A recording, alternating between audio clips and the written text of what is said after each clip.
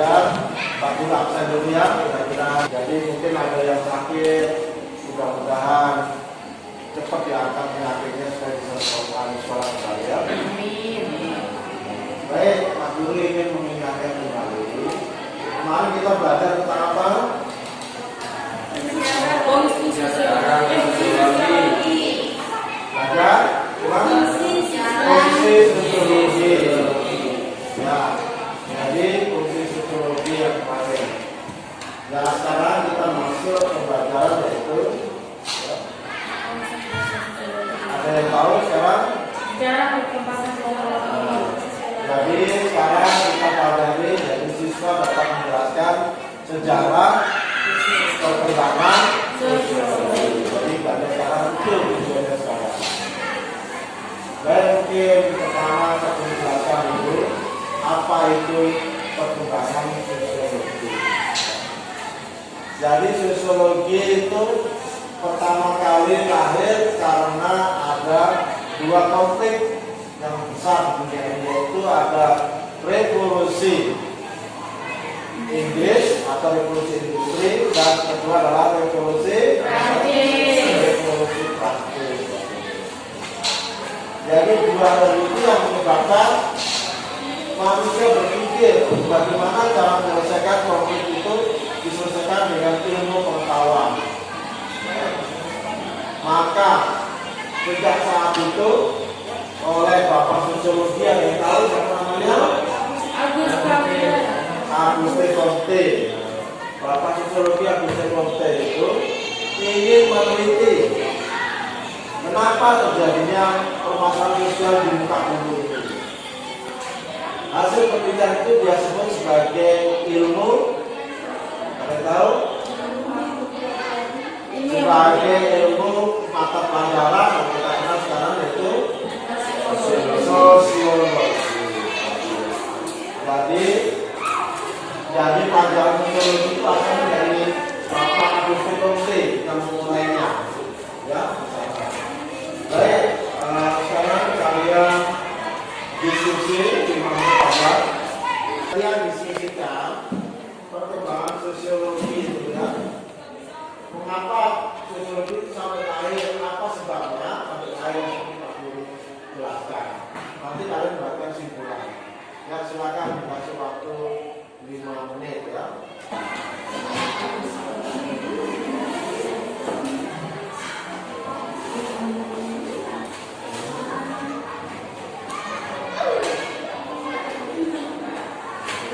Mungkin salah satu siswa bisa membacakan hasil simpulannya. Silakan. Sosiologi lahir akibat adanya revolusi industri di Inggris dan revolusi Prancis. Ya. Pada abad ke-19, banyak sekali konflik di dunia. Oleh Auguste Comte merancang instrumen penelitian sosial yang dikenal sebagai sosiologi. Sosiologi berasal dari kata socius dan logos. Socius artinya teman atau kawan dan logos artinya ilmu. Jadi sosiologi adalah ilmu yang dipelajari tentang hubungan antar individu. Ya, terima kasih sudah. Terima kasih. Siapa namanya tadi? Suharni sudah membacakan kesimpulan. Jadi kesimpulannya sosiologi itu lahir karena ada Revolusi. yaitu revolusi apa? Industri. Dan revolusi Prancis. revolusi industri ada di mana terjadinya? Pada apa berapa kira-kira? Jadi sudah kita dapatkan kesimpulan sejarah perkembangan sosiologi itu. Jadi sosiologi lahir itu karena ada dua hal tadi, ya sehingga kita kenal itu dari ilmu sekarang jadi dipelajari di sekolah-sekolah itu. Baik, sekarang kalian buka modulnya atau materinya. Sekarang kita buka tentang kalian baca pendapat dari Auguste Comte tentang sosiologi. Auguste Comte tentang sosiologi. Dibaca dulu. Auguste Comte tidak ketemu? Ya.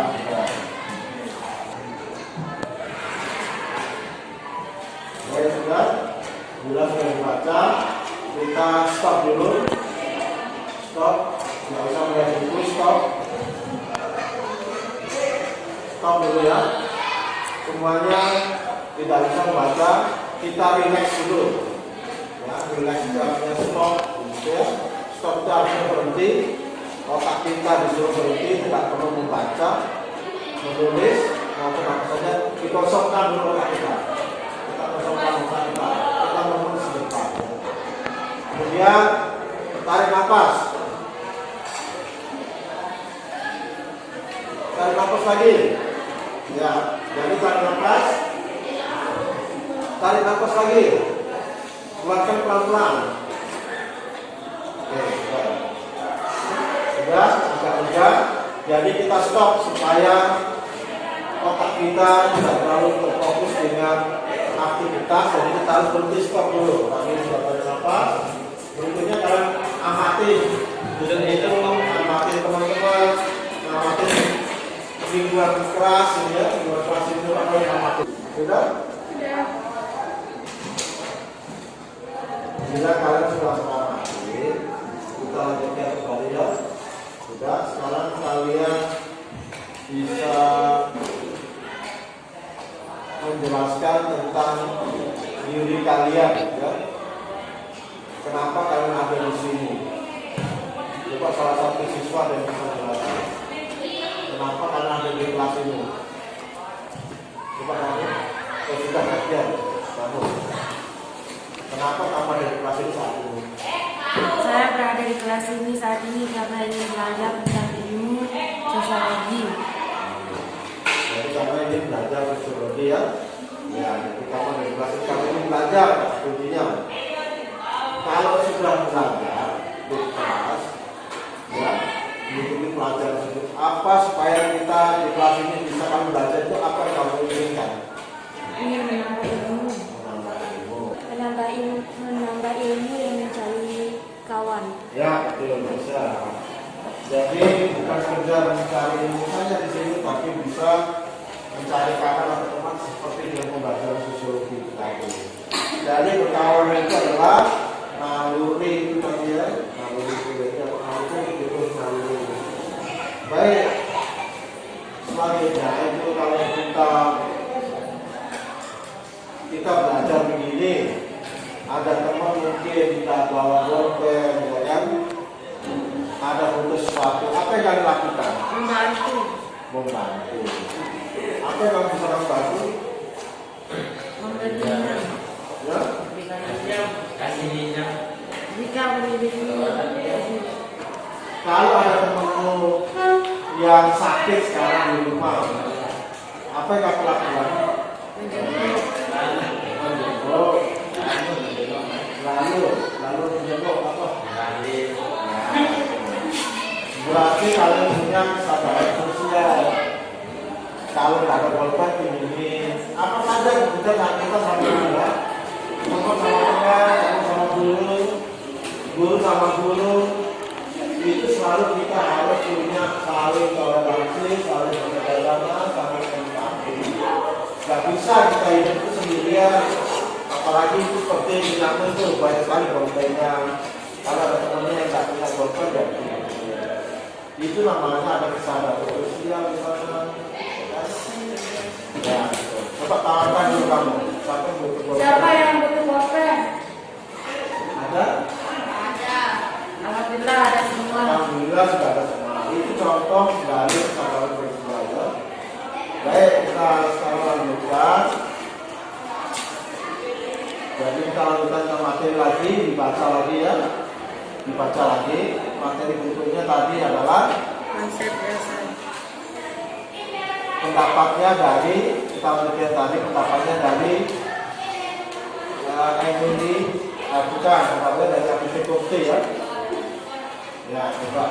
Mana sudah kamu? Coba kamu baca pendapatnya Agustin Comte tadi apa? Pendapatnya Agustin Comte.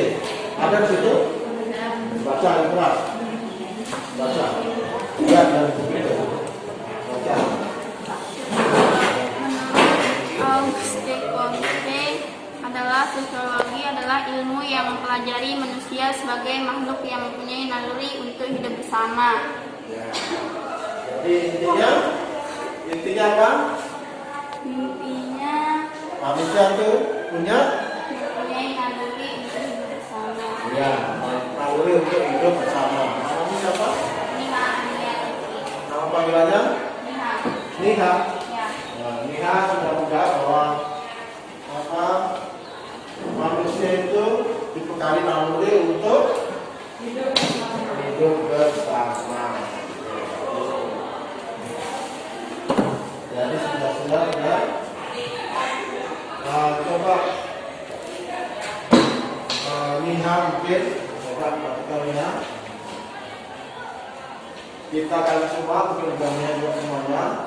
Kalian kan punya apa namanya talenta, punya bakat, punya kesenangan, ya kan? Kesenangan. Coba kalian tulis umpamanya saya itu di dalam hidup ini dalam pelajaran semua pelajaran itu selalu senang olahraga. Saya dalam hidup ini senangnya saya menggambar. Coba kamu tulis di buku kalian, tulis satu kalimat saya senang ini dalam belajar. Tulis mana? Tulis mana? Saya tulis di sana di buku kalian. Saya dalam belajar sekolah. Semangatnya saya itu adalah pelajaran apa? Sudah ya? Ya, sudah. Sebutkan. Ya. Baiknya sebutkan apa yang kamu suka dalam pelajaran itu.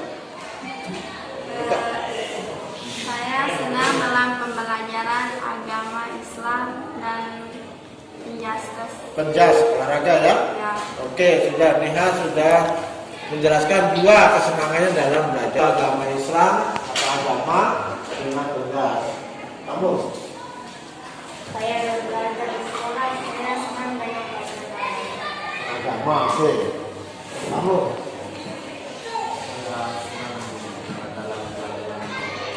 Olahraga, penjas. Kamu? Saya senang dalam belajar kimia dan agama. Kimia dan agama. Kamu?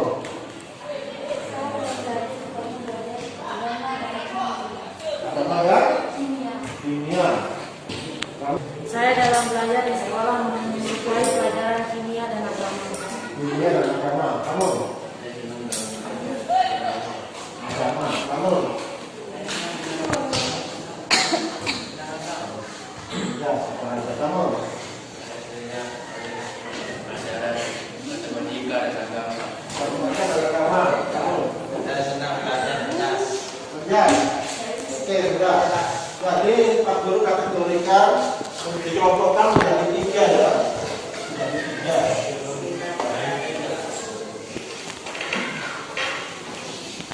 Dikelompokkan menjadi tiga. Ya. Ada kelompok satu yang menyukai agama. Ada kelompok yang menyukai kimia, gandeng aja pelajaran IPA. Di sini ada kimia, ada matematika ya. Ada apa lagi? Yang ketiga adalah penjas, betul. Pelajaran penjas. Jadi kelas ini sudah kelas diferensiasi. Maksudnya kalau dulu kalian itu apa namanya talenta atau keinginan belajar itu bisa dipakai ke semua pelajaran. Sekarang belajar sosiologi, maka kalian akan dikelompokkan menjadi tiga kelompok, yaitu kelompok agama yang menyukai agama, ada yang menyukai IPA, ya IPA itu ada kimia, fisika, matematika itu gandeng, ada IPA ya, atau sains kan, atau MIPA, matematika dan pengetahuan alam, berdasarkan kan MIPA. Terus yang ketiga adalah pelajaran yang paling disukai oleh banyak orang, yaitu pelajaran penjas, olahraga. Jadi pelajaran bukan kalian semua ini di kelas itu rata-rata tiga penjas ya. Jadi kalian sudah punya minat yang berbeda-beda, berarti menunjukkan kalian itu sudah berdiferensiasi. Diferensiasi artinya ada perbedaan semua, ada kesenangan, ya. Keinginan, minat itu ada perbedaan di sana, itu sudah wajar sebagai manusia itu. Sosiologi itu adalah ilmu yang pelajari tentang naluri. Naluri untuk hidup bersama. Artinya kalian tuh punya naluri hidup bersama. Kan naluri itu bawa ke apa yang kalian lakukan kalau di bidang agama. Silakan ditulis. Apa yang kalian lakukan kalau di bidang iman? Apa yang kalian lakukan kalau di penjara? Contohnya di luar ini kan penjara ya. Di luar, ya. Ya itu makanya tulis kalian seperti itu. Bersama di sini, ya kan? Intinya dari agama. Hidup bersama ini berteman, bergaul, berteman atau bergaul. Udah. Bagaimana kalian berteman bergaul? Bila dari agama, berteman dan berteman bila dari penjas atau bukan olahraga itu.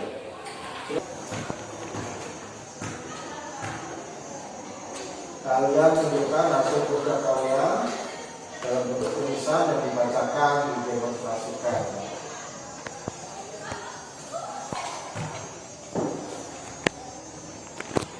Jadi, oh baru satu, dua boleh. Sudah selesai.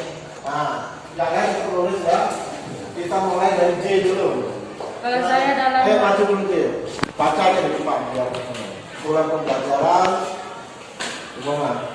Kalau saya dalam naluri bersama dalam pelajaran agama, belajar bersama untuk memperdalam ilmu agama dan mengasah melalui praktek bersama teman-teman dan guru. Praktek apa? Praktek sholat, guru. Kalau saya dalam naluri bersama dalam pelajaran kimia untuk mengasah otak agar bisa menghitung. Itu dari segi IPA ya. Ya sudah, terima kasih Zil. Selanjutnya yang lain. Sudah lima kamu?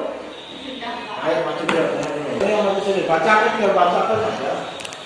Naluri kalian itu apa di situ? Bisa dengan bidang masing-masing. Baik, lihat bacakan. Di dalam naluri agama Islam untuk hidup bersama itu sangat mudah dengan melakukan sholat berjamaah di masjid. Ya, terus? Dan di dalam pelajaran menjaskas itu nalurinya bisa kita lakukan dengan aktivitas senam bersama di sekolah. Nah, ya, terima kasih. Ya, sudah. Lima sudah bagus. Jadi di sekolah kita ada senam bersama. Itulah kita dalam kita itu naluri untuk ikut, kita ikut senam. Ya kan? Ada orang yang tidak mau ikut senam, tidak mau ikut bukan karena hal sakit atau apa, berarti nalurinya kurang. Kita harus bagikan naluri kita sesuai dengan pendapatnya siapa tadi? Agustin Conte ya. Jadi kita punya naluri bersama, lakukan hal apa saja sesuai dengan bidang kita masing-masing. Ya. Selanjutnya kita belajar. Jadi ada naluri dan belajar. Ya. Di dalam kebersamaan di sana itu kita harus belajar. Apa? Semangat berolahraga. Berolahraga. Oke, baca dulu. Saya ingin bermain bola supaya menjadi atlet terkenal. Ulang dari awal kamu dari itu dari agama beragama. Naluri saya gitu. Belum ditulis Pak. Kalau agama penjelasan. Ya sudah. Apa dulu buat kesimpulannya untuk Belo ya. Jadi Belo itu nalurinya olahraga menjadi atlet. Ya. Itu barangkali bisa terwujud nanti. Jadi naluri kita itu ya. Jadi naluri kita dari seperti Pak Guru dulu punya naluri juga. Pokoknya belajar lah. Mungkin jadi apa yang bisa sampai jadi guru seperti ini karena ada naluri tadi. Kalau Pak Guru tak sekolah dan itu pelajaran apa saja, berarti nggak sampai ngajar, gitu ya. Ini karena semua dari naluri. Kalau ayam itu nggak mau keluar, nggak mau bangun, ayam itu bangunnya kesiangan, pernah ayam bangun kesiangan? Nggak pernah. Karena ayam itu bangun pagi itu apa? Mencari makan, nalurinya mencari makan. Jadi ayam itu nalurinya mencari makan, makanya dia bangun pagi, kalahkan orang dia. Bulan bangun ayam daripada kita. Untuk cari makan itu nalurinya tuh, iya kan? Nalurinya mencari makan, dia juga berkawan. Ayam itu berkawan dengan ayam. Manusia dengan manusia. Jadi ayam berkawan dengan ayam, manusia berkawan dengan ayam. Jadi di muka bumi ini semuanya punya kawan, punya teman. Ya kan? Tidak ada makhluk hidup di muka bumi ini hidupnya sendirian. Yang kedua, manusia itu kawan. Ada yang positif, ada yang negatif. Ya, seperti itu ya. Jadi, baik. Jadi kita belajar di sini. Sekarang mungkin ada pertanyaan yang bisa kalian tanyakan. Mungkin tadi sudah masuk. Ada lagi silakan bertanya tentang naluri dan hidup bersama. Ada yang ditanyakan silakan. Ya, aku kasih umpan balik ya. Seandainya makhluk hidup itu tidak berteman atau berkawan, bagaimana terjadinya? Apa akibatnya? Diulang. Seandainya makhluk hidup termasuk manusia, kita anggap manusia saja. Seandainya manusia tidak berteman atau berkawan atau hidup bersama, apa yang dilakukan manusia itu?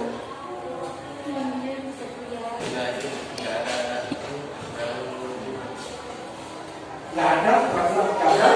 Kalau orang gila Ada nggak nalurinya? Oh, betul. Oke, pertanyaan siapa namamu? Randy ya? Randy bertanya, orang gila itu ada nalurinya enggak? Oke, kita tes, kita buat penelitian. Kita buat penelitian. Banyak enggak orang gila itu yang jalan di pinggir jalan itu tertabrak mobil? Ada. Banyak kan pertanyaannya? Seandainya orang gila itu digas sama mobil, minggir enggak dia? Minggir. Baik, jawabannya adalah minggir.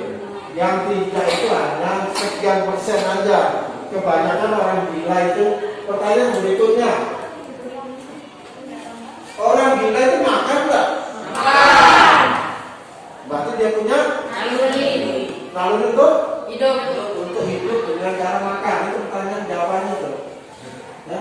Jadi orang gila punya naluri enggak? Pertanyaan, dia makan minum enggak dia? Makan dan minum ya? Kok bisa dia makan dan minum? Karena punya naluri. Jawabannya dia. Jadi orang gila itu juga punya naluri. Mungkin yang rusak adalah otak atau akal pikiran itu. Orang gila tidur nggak? Tidur. Tapi dia punya naluri. Ya kan? Sekarang kalau Pak Guru tanya, orang gila tahu uang nggak? Tahu. Ada yang tahu, ada yang tidak. Yang Tapi banyak yang tahu. ada yang tahu, ada yang tidak. Ya orang gila itu ada yang tahu uang, mungkin uang tahu, nominalnya tahu nggak dia? Mungkin 50, 100 dan sulit ya karena otaknya yang rusak. Ya kan? Jadi orang gila itu punya naluri dan naluri. Tapi sudah pertanyaannya itu bukan bagus. Jadi intinya kita adalah manusia itu harus selalu hidup bersama agar tidak kesepian. Masih jawabannya tadi. Bisa itu salah satu. Ada lagi mungkin ada? Jadi intinya untuk memenuhi kebutuhan hidup manusia. Ya. Jadi pembelajaran hari ini sudah bagus ya. Jadi kalian sudah ada namanya kompetensi sosial emosional juga ada, di sana ada berbagai yang kita lakukan barusan tadi ya untuk menambah wawasan kita dalam berpikir. Ya. Mungkin cukup sekian saja ya kita akhirnya. Tapi yang berikutnya adalah kalian ada di situ, coba dibuka. Di situ ada materi. Di materi buka materi soal. Di materi soal bagi yang ada materi di modulnya. Di modulnya dibuka, misalnya ada materi soal. Di paling bawah ada penugasan pribadi. Ada? Ya, itu ya. Kalian nanti kalian kerjakan itu. Ada 5 nomor sudah ada jawabannya itu. Sudah. Sudah semua? Sudah itu ya, nanti kalian kerjakan, nanti dikumpulkan dari belanja nanti di depan itu ya. Ya, terus sekian ya. Nanti kita akhiri ya. Assalamualaikum warahmatullahi wabarakatuh. Waalaikumsalam warahmatullahi wabarakatuh.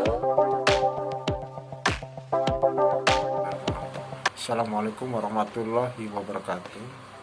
Saya sebagai CGP Angkatan Kedua ingin merefleksikan tentang pembelajaran yang sudah dilakukan. Saat membuat rencana untuk murid dalam penerapan KSE dan diferensiasi, memang kelihatan begitu rumit, sehingga dalam membuat RPP berdiferensiasi ada kekhawatiran dalam membuat jauh dari sempurna, terutama dalam penilaian untuk murid yang beragam. Di samping itu, keadaan pandemik yang sedang berlangsung juga ikut menghambat dalam penyusunan rencana aksi nyata. Bantuan dari rekan sejawat juga sangat minimal karena interaksi antar sejawat sangat minim karena keadaan pandemi. Sedangkan tuntutan LMS yang bersifat mendesak untuk segera dikerjakan, hal ini memaksa CGP untuk selalu dalam keadaan siap dalam keadaan apapun, seperti adanya Vicon yang waktunya bagi CGP tidak bisa ditawar lagi, harus on time. Dan itu memacu otak selalu berpikir untuk bagaimana sesegera mungkin dituntaskan segala kewajiban yang timbul dari tuntutan guru penggerak. Dari kekhawatiran yang ada, sedikit ada rasa puas setelah hampir semua tuntutan dapat diselesaikan. Misalnya melaksanakan aksi nyata seperti membentuk komunitas praktisi serta menerapkan RPP berdiferensiasi di kelas yang sudah dicoba untuk murid di kelas. Memang mungkin hasilnya belum sempurna, tetapi kami sudah mencoba melakukan praktek nyata yang sesungguhnya memang terasa sulit karena harus mengadopsi KSE dan diferensi, yaitu untuk memenuhi kebutuhan murid yang beragam, terutama dalam penilaiannya. Bila dihubungkan dengan pembelajaran masa lalu, memang pembelajaran yang terbaru ini yang mengadopsi KSE dan diferensiasi memang lebih baik karena secara logika memberikan pembelajaran secara beragam dianggap lebih adil bagi murid karena tidak semua murid punya minat dan kesiapan belajar yang sama dalam satu kelas karena berbeda latar belakang. Target yang diharapkan adalah dapat menerapkan pembelajaran berdiferensiasi di kelas dan dicoba kembali di kelas yang lain, serta dapat menyebarkan ke rekan sejawat untuk mengikuti penggunaan pembelajaran diferensiasi. Aksi dari guru penggerak ini diharapkan dapat bermanfaat untuk kelanjutan di dunia pendidikan yang berakhir dengan adanya perubahan dalam pembelajaran berpusat pada murid, sehingga program Merdeka Belajar dapat terwujud. Demikian refleksi yang dapat saya sampaikan. Terima kasih. Assalamualaikum warahmatullahi wabarakatuh.